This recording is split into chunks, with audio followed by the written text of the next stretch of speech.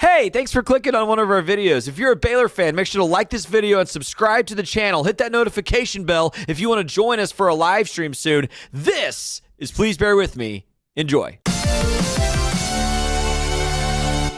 So, Pete, part of why I like having you here and wanted you here, and beyond just the fact that you're my friend, is you cover the Big 12. Like that's kind of your niche right now in the media space, right? Like for ESPN, doing a lot of Big 12 work, and one of your shows called Inside the 12 every week, talking about Big 12s. And I'm curious, and this kind of Auburn Baylor game sets up this conversation a little bit. The national perception, fair or unfair, we could argue, but the national perception is what it is, which is that the SEC and the Big 10 are like here, and then the Big 12 and the ACC are somewhere like a pretty good gap below. And depending on who you talk to, they might rank those a little differently, but that's kind of the national perception. I think what I loved about what Arizona State was able to do this season is not only did they go from being voted last to winning the conference, but then they should have beat Texas. Like Texas got out of that game fortunate to get a win. Like Arizona State, unlike maybe SMU's performance or some others, Arizona State showed, yes, they got that bye, but they freaking belonged. Like they were toe-to-toe with Texas in that game. It wasn't a question of how good, like, were they worthy to be there?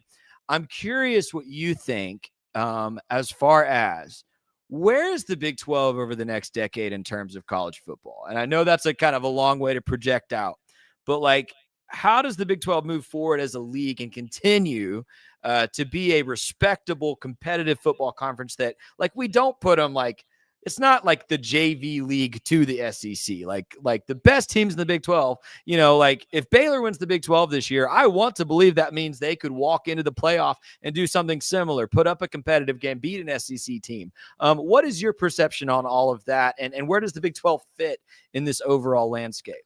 Well, in my opinion, I think the first good example with the Big 12 and the ACC, I think the Big 12 is a lot better than the ACC. As far as a football conference. And I really respect, and it's exciting to see what SMU is doing. And I know that game was not on a neutral field, and the Texas-Arizona State game was, but SMU didn't belong on that field in Happy Valley against Penn State. And I don't know that you're getting upset, Scotty. I know, because you're a big, SMU guy. But see him right away, Terrance. He goes, no, Pete's just giving me a hard time because I picked SMU to win that game. No, I'm not. I swear. No, yeah, you give me a hard time because I picked SMU and I looked like an idiot. But go ahead. No. But I really believe so. So I just want to say that off the bat. I think that the Big 12 is a better conference than the ACC. Football, basketball, whatever, even though Duke is amazing.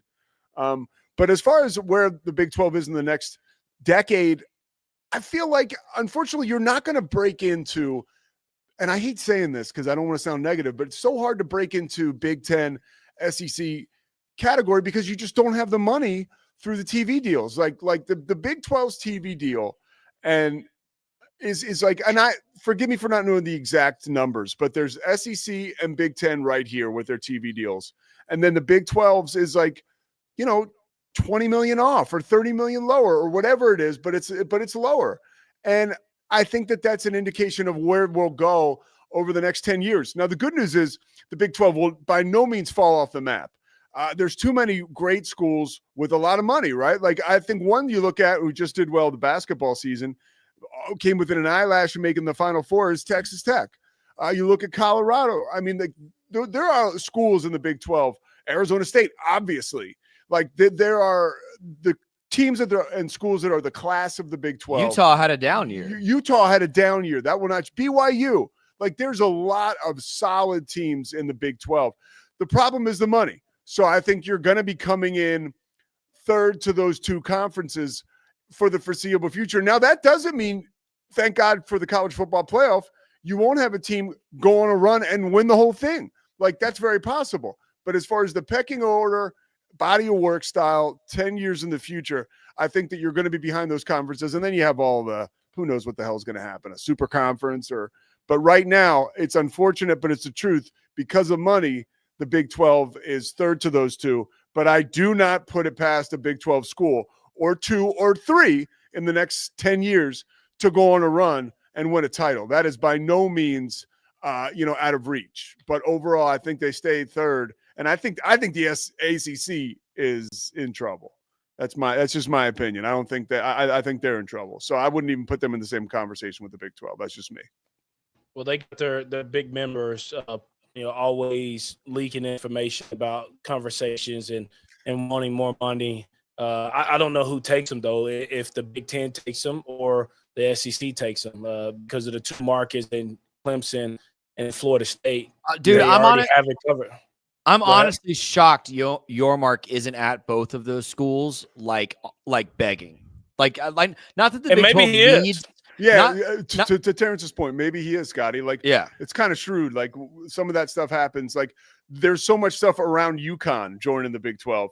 And there was a lot of hype like that we all knew about, and then it got shut down. But usually when these things actually happen, it's like a friggin' release on a Sunday afternoon that all of a sudden Texas and Oklahoma are going to the SEC. I mean, we'd heard whispers, but that was a knockout blow. Like, you're talking about the money and I think because of the legacy of those two programs, the national championship pedigree of those two programs in particular, Florida State and Clemson, of course, if the Big 12 was able to add them to the strength that does still exist, as you were mentioning, I think that like your next TV deal, that helps you get closer, like big time. Yeah. Like, and it helps you broaden out. Like, honestly, the Big 12 is kind of weak right now along the East Coast. You've got UCF and West Virginia. Like, okay, let's quadruple that interest and add Clemson and Florida State. You know what I mean? Like, we're not going to compete with the endowments of the big schools in those two power conferences.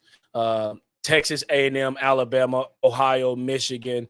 I mean, those 5 schools are going to be in the playoffs until the cows come home. I mean, they're going to dissolve of the playoffs before one of those schools, if not 2 or more, are going to represent college football. Did you have to listen? I know they've got a lot of money, but don't put Texas A&M in the same breath as all those other programs. But they have, they have that. That's he mentioned endowment. But all those other programs have national. They're one game away from it. They're one game away from the SEC championship. Nah, and so it's not. I'll be a hater.